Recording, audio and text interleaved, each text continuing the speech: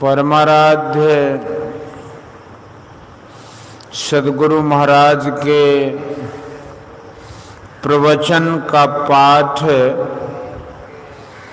महर्षि में ही सत्संग सुधा सागर से प्रवचन संख्या 151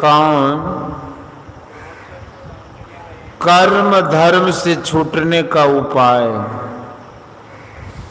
धर्मानुरागिनी प्यारी जनता, ईश्वर संसार के सभी पदार्थों के कण कण में भरा हुआ है और उसके बाहर भी है।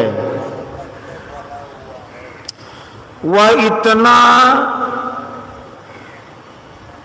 व्यापक है कि आप उससे कहीं अलग नहीं हो सकते।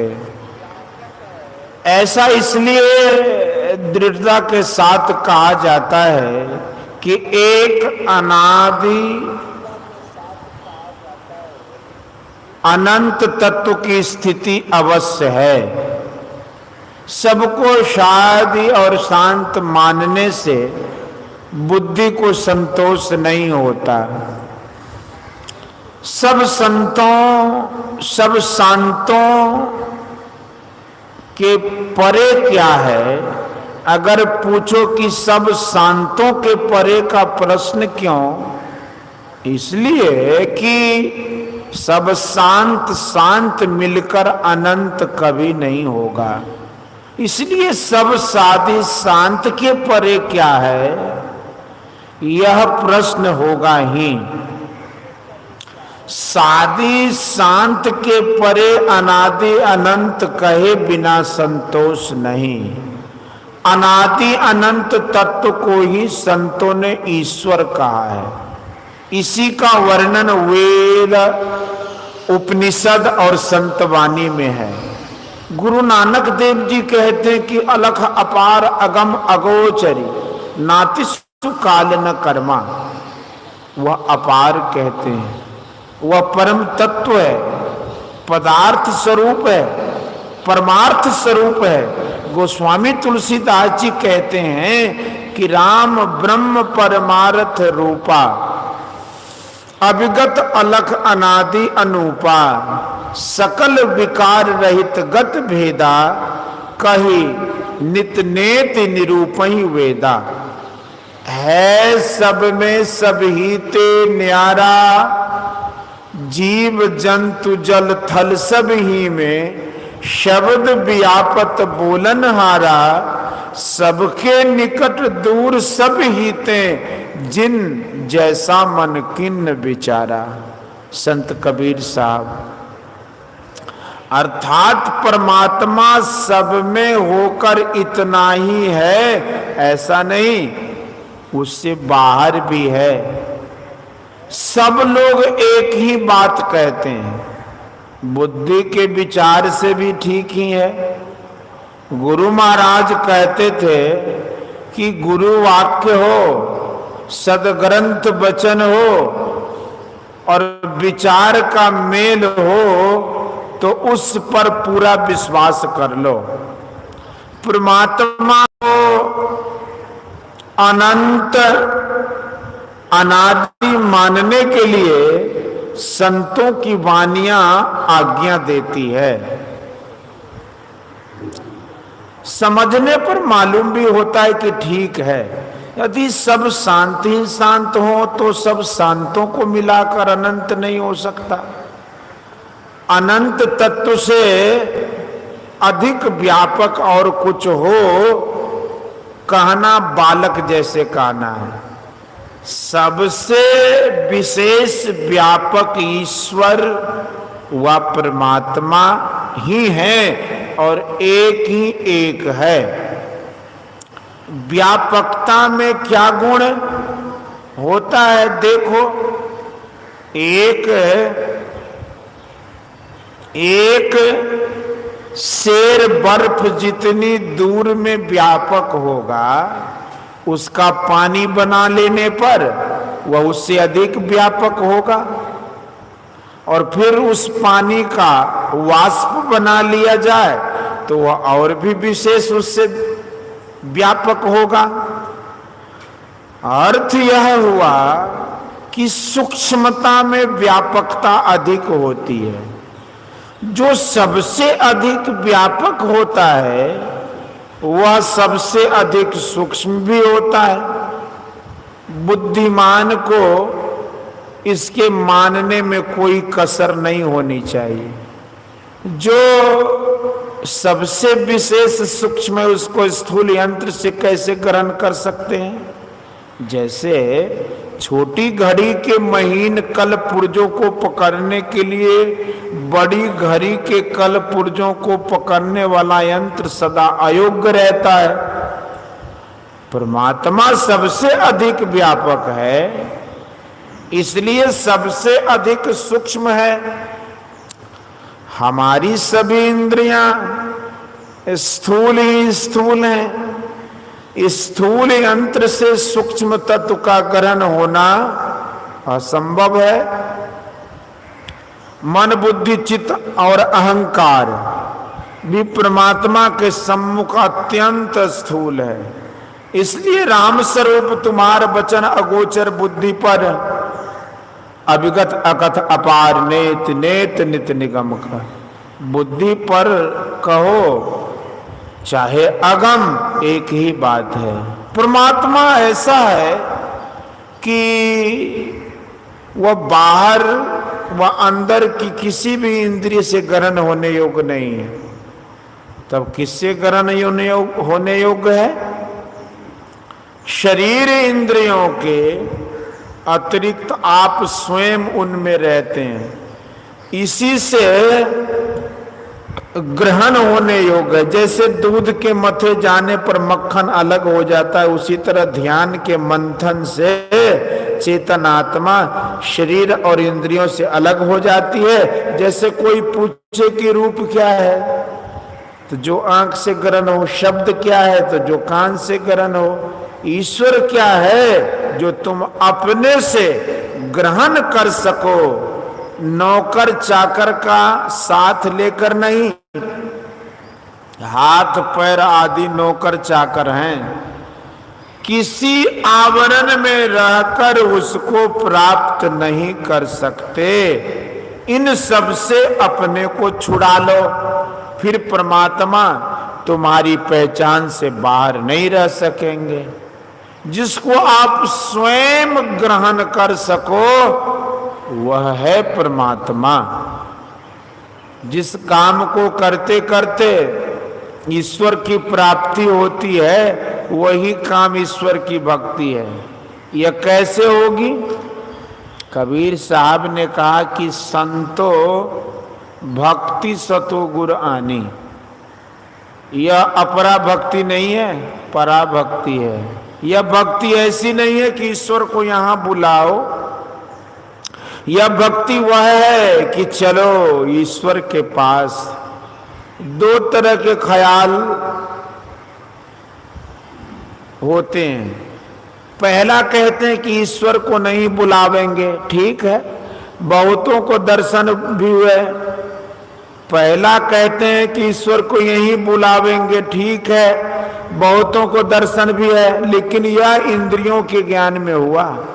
हाथ से पैर पकड़ा आदि रूप का दर्शन हुआ, रूप धारण करने वाले का दर्शन नहीं हुआ। गोस्वामी तुलसीदास जी लिखते लिखते यह भी लिख गए कि भगत हेतु भगवान प्रभु राम दरे उतन भूप किए चरित पावन परमा प्राकृत नर अनुरूप।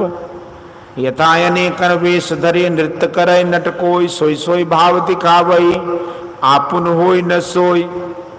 भगवान श्री राम के समय में कितनों ने कितने रूपों में उन्हें देखा। सभी ने अपनी अपनी भावनाओं के अनुरूप देखा। भगवान श्री कृष्ण को अर्जुन ने अपने सखा रूप में देखा, वसुदेव जी ने पुत्र के रूप में देखा। अर्जुन को भगवान का गहरा संग था, उनको विराट रूप का भी दर्शन हुआ। भगवान ने जैसा कहा अर्जुन ने वैसा किया। फिर यह कि सब धर्मों को छोड़कर मेरी शरण में आ जा, यह क्या? अर्जुन तो उनकी शरण में ही था। श्री राम का भी ऐसा ही दर्शन लोगों को हुआ, लेकिन श्री राम कहते ही रह गए कि ऐसा और वैसा करो, यही तन कर फल विषय न भाई, स्वर्ग स्वल्प अंत दुखदाई। अर्थात समझ लो कि यही तन कर फल निर्विषय भाई। जब तक इंद्रिय ज्ञान से ऊपर नहीं उठो, विषयों से नहीं छूट सकते। अपने ऊपर इंद्रियों का माइक रंगीन चश्मा है, उसको उतार दो, और शरीर की पट्टी लगी है उसको भी उतारो। विवेकानंद स्वामी ने कहा था कि यह कि अपनी दृष्टि को अंदर करो, अपने को शरीर इंद्रियों से ऊपर उठाओ।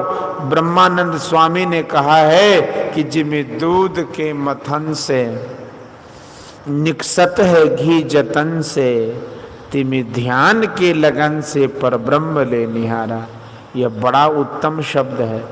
ऐसा नहीं कि भगवान यहाँ आकर दर्शन देंगे, रूप नाशवान है, यहाँ आकर किसी रूप में ही दर्शन देंगे। रूप में जो आए उनको उनकी तो पहचान नहीं हुई। श्री राम, श्री कृष्ण, विष्णु भगवान, शिव बाबा, काली माई का प्रत्यक्ष दर्शन लोगों ने किया, लेकिन दर्शन देने पर भी वे कहते थे कि यह काम करो और वह काम करो। तब तो श्री कृष्ण भगवान ने कहा कि सब धर्मों को छोड़ो, कर्म छूटने से ही धर्म छूट सकता है। सुकर्म करने वाले को धर्मी और कुकर्म करने वाले को अधर्मी कहते। लोगों से कुछ न कुछ कर्म होगा ही। तुलसी साहब कहते हैं कि आली अधर धार निहार निज के निकर शिखर चढ़ावही, जहाँ गगन गंगा सुरत जमुना जतन धार बहावही, जहाँ पदम प्रेम प्रयाग सुरसरि धुर गुर गति गावही, जहाँ संत आस विलास बेनी विमल अजब अनहावही, कृत कुमत काग सुभाग कलिमल कर्म दोई बहावही। इस मिलाप को भी वीणी त्रिवेणी कहते हैं। संत लोग यहीं पर स्नान करते हैं, और जो शुभ अशुभ कर्म है वे सभी धुल जाते हैं। ध्यानशील ही को ऐसा होता है, ध्यान में ऐसा होता है कि जैसे तंद्रा में स्वाभाविक चाल होती है, वैसे ही ध्यान के द्वारा मानस धार व चेतन धार का सिमटाव होता है। सिमटाव होने से इंद्रियां शक्तिहीन हो जाती हैं, और तब सभी धर्म सभी कर्म छूट जाते हैं। इसके लिए योग गुरु और श्रद्धा सहित उनकी सेवा अत्यंत अपेक्षित है। कबीर साहब ने कहा कि सत्य नाम के पटतरे देवे को कछुनाई, अक्याले गुरु संतोषिए हवस रही मन माही। मन दिया तिन सब दिया, मन के लार शरीर, अब देवे को कछु नहीं यो कथी कहे कबीर। फिर चेताने के लिए उन्होंने कहा कि तन मन दिया तो भल किया, सिर का जासी भार, कबहू कहे कि मैं दिया घनी सहेगा मार। तन मन दिया तो क्या हुआ, निज मन दिया न जाए, कह कबीर ता दास से कैसे मन पतियाए। तन मन दिया आपना निज मन ताके संग, कह कबीर निर्भय भया सुन सतगुरु पर संग। मन दो तरह के होते हैं, तन मन और निज मन। जब तक मन शरीर मुखी है, तन मन है, मन का सिमटाव हो जाए तो वह आत्ममुखी हो जाएगा। इस तन में मन कहाँ बसत निकस जाई, कहीं ठौर गुरुगम है तो परख लेना तर कर गुरु। और नैनो माही मन बसे निकस जाए नौ ठौर, गुरुगम भेद बताइया सब संतन सिरमौर। जब मन की धार सिमट कर केंद्र में केंद्रित हो जाए तब निज मन, और जब तक सिमटाव नहीं हुआ तब तक तन मन कहते हैं। शरीर से जो सेवा की जाती है उसको तन मन की सेवा कहते हैं, और ध्यान में मन का सिमटाव कर केंद्रित करना निज मन की सेवा है। आप कहेंगे कि हठ योग प्राणायाम का कुछ नहीं बताया। एक बार सन 1934 ईस्वी में योगीवर भूपेंद्रनाथ सन्याल महोदय जी से इस विषय पर बातचीत हुई थी। मैंने पूछा था कि प्राणायाम करके ध्यानाभ्यास किया जाए, वह केवल ध्यानाभ्यास। सन्याल जी ने कहा कि पहले प्राणायाम बाद को ध्यानाभ्यास। मैंने कहा कि श्रीमद् भगवत गीता के 6वें अध्याय में जहां वर्णन है कि इस तरह की भूमि पर अमुक अमुक आसनी बिछाकर अमुक अमुक भांति बैठकर अमुक भांति से ध्यान करे, वहां तो प्राणायाम का कुछ भी जिक्र नहीं है। इस पर उन्होंने कहा कि ध्यानाभ्यास करने से भी प्राण स्पंदन रुकता है, तो प्राणायाम हो गया। फिर उन्होंने कहा कि जैसे दूध में मक्खन होता है वैसे ही वायु में प्राण है। वायु प्राण नहीं है। शांडिल्योपनिषद में है कि बिना प्राणायाम किए ध्यान करने से प्राण स्पंदन रुकता है। द्वादशांगुल पर्यंते नासाग्रे विमलेम्बरे संविद्धि दृशि प्रशाम्यंताम प्राणस्पंदो निरुध्यते। सुरत चेतन वृत्ति नासाग्र से 12 अंगुल पर स्वच्छ आकाश में स्थिर हो तो प्राण का स्पंदन रुद्ध हो जाता है। गीता में वर्णन है कि अभ्यास से ज्ञान, ज्ञान से ध्यान, ध्यान से कर्मफल त्याग विशेष है। अभ्यास शब्द यहां प्राणायाम योग के लिए ही है, आया है। केवल कहने से कर्मफल का त्याग नहीं होता। ध्यान योग सबके लिए बहुत बढ़िया चीज है, चाहे आप विद्वान हो या अविद्वान। गीता में जहां ध्यान योग है उस अध्याय में प्राणायाम का कुछ भी वर्णन नहीं आया है। ध्यानम निर्विषयम मन, इसको ध्यान कहते हैं। उद्धव जी ने श्री कृष्ण से पूछा कि आपका ध्यान कैसे करूं, तो बताया कि पहले मेरे संपूर्ण रूप का, फिर चेहरे का और फिर शून्य में ध्यान करो। रामचरितमानस में काकभूषुंडी जी के ध्यान अभ्यास की चर्चा इस भांति है। पीपर तरुतर ध्यान सुधरही, जाप जग पाकर तर करई, आम छाह कर मानस पूजा, तज हरि भजन काज नहीं दूजा, बटतर कह हरि कथा प्रसंगा, आवई सुनई अनेक विहंगा। मानस पूजा और मानस ध्यान का अलग अलग वर्णन किया है। स्थान बदल देते हैं। पीपर तरुतर ध्यान और आम छाकर मानस पूजा। मानस पूजा से ध्यान के लिए शक्ति होती है। गुरु नानक देव जी के वचन में है कि गुरु की मूर्ति मनमहि ध्यान, गुरु के शब्द मंत्र मनुमानु। संत कबीर साहब कहते कि मूल ध्यान गुरु रूप है, मूल पूजा गुरु पाँव, मूल नाम गुरु वचन है, मूल सत्य सतभाव। गोस्वामी तुलसीदास जी का कथन है कि श्री गुरु चरण सरोज रज निज मन मुकुर सुधार, बरनो रघुवर विमल जस जो दायक फल चार। गोस्वामी तुलसीदास जी कहते हैं कि यहां तक कह गए, गोस्वामी श्री तुलसीदास जी कहते कहते यहां तक कह गए कि तुमते अधिक गुरही जिए जानी, गुरही जिए जानी, सकल भाई से बैसन मानी। यह स्थूल ध्यान है, यहां से अभ्यास का आरंभ है। इससे भी सिमटाव होता है किंतु कुछ विस्तार रहता है, पूर्ण सिमटाव नहीं होता। इसलिए इससे आगे बढ़ो, साधक को भ्रम होता है कि इसमें हमारा इष्ट छूट जाएगा, किंतु ईश्वर सब में है। अचर चर रूप हरि सर्वगत सर्वदा बसत। वह किसी एक ही स्थूल और सूक्ष्म में नहीं रहता, सब में रहता है।